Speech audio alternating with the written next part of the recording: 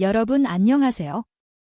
이재명 대통령의 긴급선언은 단순한 메시지가 아니라 전면전을 알리는 신호탄이었습니다. 통일교 특검 즉각 추진 여야를 가리지 말고 수사하라. 이 한 문장은 정치권 전체의 공기를 순식간에 얼려버렸습니다. 대통령실 내부에서조차 이건 전면전이다라는 말이 자연스럽게 흘러나왔습니다. 그만큼 이번 선택은 되돌릴 수 없는 지점을 넘어섰다는 뜻이었습니다. 그러나 진짜 충격은 국민의힘이 아니라 다른 곳에서 터졌습니다. 통일교 의혹의 불길이 민주당 내부로 번지고 있다는 사실 그리고 대통령이 그 사실을 이미 알고 있었다는 점 이재명은 누군가를 방어하기 위해 특검을 받은 것이 아니었습니다. 그는 정치 생태계 자체를 뒤집으려 했습니다. 내부 관계자들의 설명은 하나의 공통점을 가리킵니다. 통일교와 접촉한 민주당 인사들 그들은 모두 개혁을 가로막아 왔던 인물들이었습니다. 겉으로는 신중론 속으로는 지연과 방해 그 이름이 바로 수박이었습니다. 그래서 이번 특검은 국힘만을 향한 칼이 아닙니다. 외부의 통일교 국힘 카르텔 그리고 내부의 수박 기득권 카르텔 이 두 구조를 동시에 겨냥한 이중 타격이었습니다. 그동안 개혁이 번번이 결정적 순간에서 멈췄던 이후 개혁 인사들이 유독 집중 공격을 받았던 이유 이제 퍼즐이 맞춰집니다.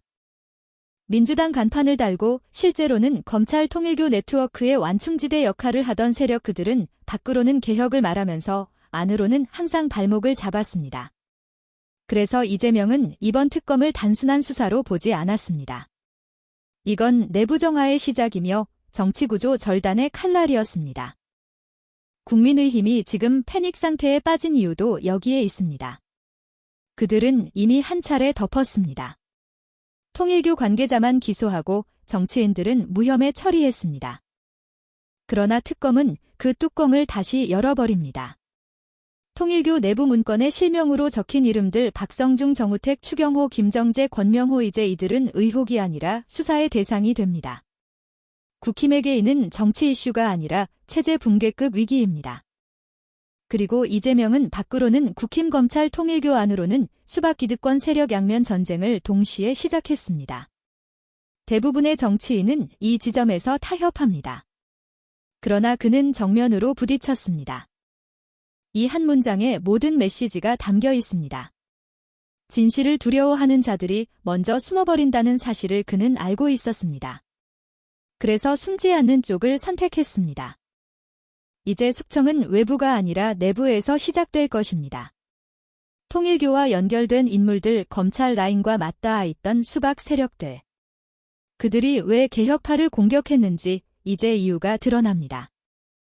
그리고 오늘 결정적인 보도가 터졌습니다. 대선 직전 통일교가 해저터널 제안서를 들고 국민의 힘을 찾았다는 사실. 문서로 확인된 정치 종교 유착의 실체. 현금 정책 제안서 교단 자료 그리고 후원금 이것은 후원이 아니라 정책 로비 패키지였습니다. 교단 내부 문건에는 지급 대상 접촉 일시 선과 보고까지 남아 있었습니다. 단 나흘 동안 17명 중 14명에게 후원금이 전달된 정황. 총액 1억 4,400만 원 쪼개기, 후원 현금 계좌 입금. 이건 명백한 정치자금법 위반입니다. 이름은 이미 적혀 있었습니다. 그래서 통일교 특검의 방향은 이미 정해졌습니다. 이건 복수가 아니라 정화입니다. 대선 직전에 돈 정치인의 침묵 검찰에 묵인 민주당 내부의 배신 모든 선이 하나로 이어졌습니다. 통일교는 단순한 종교가 아니었습니다. 정권과 거래하고 검찰과 결탁하며 정치의 흐름을 조정해온 그림자 권력이었습니다. 그리고 그 그림자는 국힘과 민주당 내부까지 뻗어 있었습니다. 이재명 대통령의 특검 선언은 그 모든 고리를 정면으로 끊겠다는 선언입니다. 개혁이 터졌던 이유 정의가 무너졌던 이유 이제 답은 분명합니다.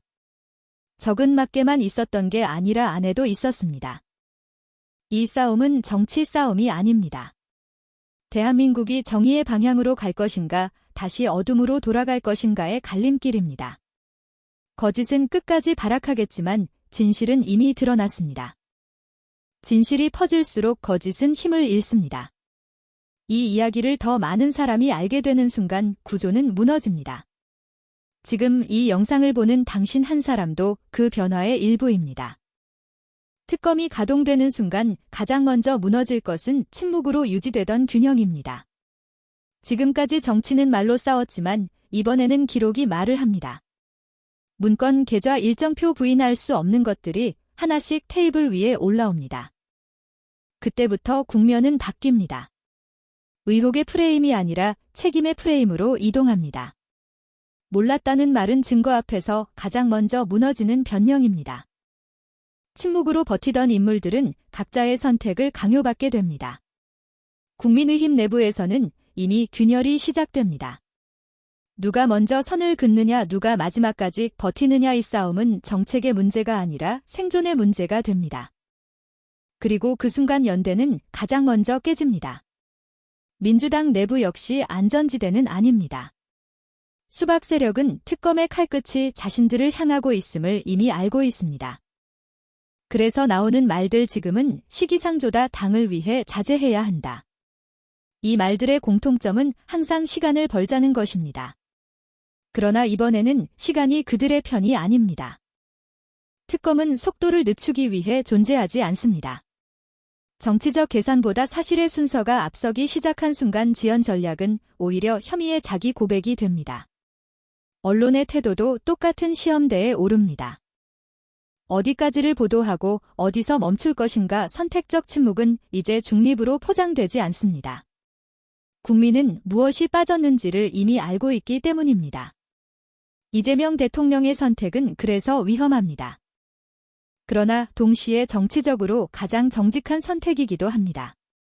모든 화살이 자신에게 돌아올 것을 알면서도 그는 판을 열었습니다. 정치는 보통 위험을 관리하려 하지만 이 선택은 위험을 공개했습니다.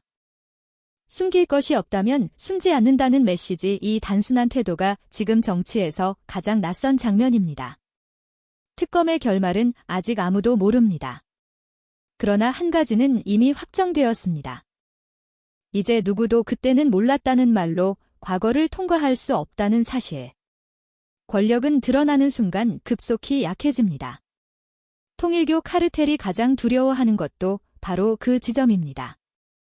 연결이 보이는 순간 그들은 권력이 아니라 책임이 됩니다. 그래서 이 싸움은 길어질 것입니다.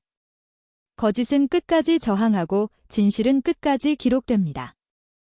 결국 이긴 쪽은 소리를 크게 낸 쪽이 아니라 남은 기록을 가진 쪽입니다. 정치의 방향은 말로 결정되지 않습니다. 무엇을 남겼는가, 무엇을 숨기지 않았는가, 이 기준 앞에서 이번 특검은 이미 한 줄의 기록을 남겼습니다. 그리고 그 기록은 이렇게 말하고 있습니다. 개혁은 누군가를 지키기 위해 멈추는 순간 개혁이 아니라는 사실을. 특검 이후의 정치는 지금과 전혀 다른 얼굴을 갖게 될 가능성이 큽니다. 권력은 언제나 사건이 아니라 사건 이후의 배열로 완성되기 때문입니다. 이번 특검은 누가 옳았는지를 넘어 누가 남는지를 가르는 기점이 됩니다. 먼저 바뀌는 것은 권력의 거리입니다. 통일교와 정치인의 관계는 그동안 간접적이었고 그래서 부인 가능했습니다. 하지만 문건과 계좌가 연결되는 순간 거리는 사라지고 책임만 남습니다. 그때부터 정치인은 두 부류로 나뉩니다. 설명하려는 자와 침묵으로 버티려는 자. 역사는 늘 침묵한 쪽을 더 무겁게 기록했습니다. 이번에도 예외는 아닐 것입니다. 국민의힘 내부에서는 이미 선택이 시작됩니다. 누군가는 선을 긋고 누군가는 함께 가라앉습니다. 이 과정에서 지도부의 권위는 급속히 소진됩니다. 위기를 관리하지 못하는 권력은 권력이 아니기 때문입니다. 민주당 내부 역시 재편을 피할 수 없습니다. 수박 세력은 이제 더 이상 중간지대로 남을 수 없습니다. 개혁을 말하면서 개혁을 막아온 기록은 특검 앞에서 가장 취약한 증거가 됩니다. 이 과정은 갈등을 동반하겠지만 불가피합니다. 정당이 살아남기 위해 가장 먼저 해야 할 일은 자기 내부의 모순을 정리하는 것이기 때문입니다. 언론, 지형도 같이 바뀔 것입니다. 그동안 의혹을 축소하거나 균형이라는 이름으로 침묵했던 선택들. 특검 이후에는 그 선택들마저 평가의 대상이 됩니다. 중립은 결과가 아니라 과정에서 증명되기 때문입니다. 이재명 대통령의 선택은 그래서 정치적 계산이라기보다 구조적 결단에 가깝습니다. 모든 세력이 자신을 겨냥할 수 있다는 것을 알면서도 판을 열었습니다.